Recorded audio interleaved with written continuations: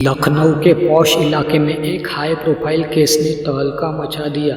जाने माने वकील विनीत त्रिपाठी की 22 साल की बेटी सना की लाश उसके ही कमरे में मिली। कमरा अंदर से बंद था, हाथ में एक सुसाइड नोट था।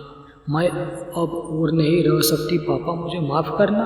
मामला बंद कमरे में आत्महत्या का था, लेकिन सना की मां का कहना था मेरी बेटी डरती थी, हार नहीं मानती थी, उसने खुद को नहीं मारा।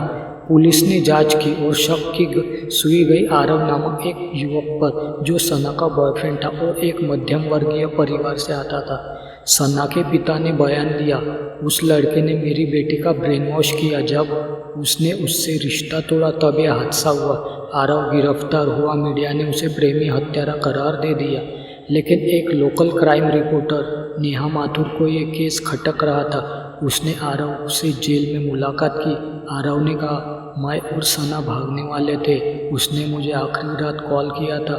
रो रही थी, कह रही थी कि पापा सच जान गए हैं, कुछ होने वाला है। नेहा को यकीन हो गया ये आत्महत्या नहीं, मर्डर था।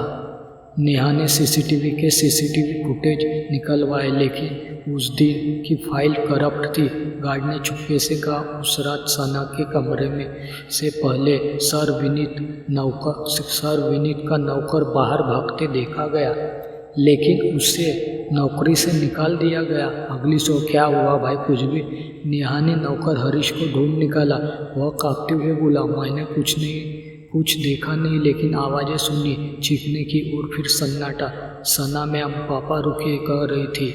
नेहा ने एक एक्स हैकिंग एक्सपर्ट की मदद से डिलीटेड चैट्स रिकवर किए, जिनमें सना ने एक फ्रेंड को लिखा था, पापा को अगर पता चला कि मैं आरव से शादी करने जा रही हूँ तो वो कुछ कर बैठेंगे, वो अपने नाम के लिए कुछ भी कर सकते हैं। यह सबूत सार्वजनिक हुए, केस फिर से खुला।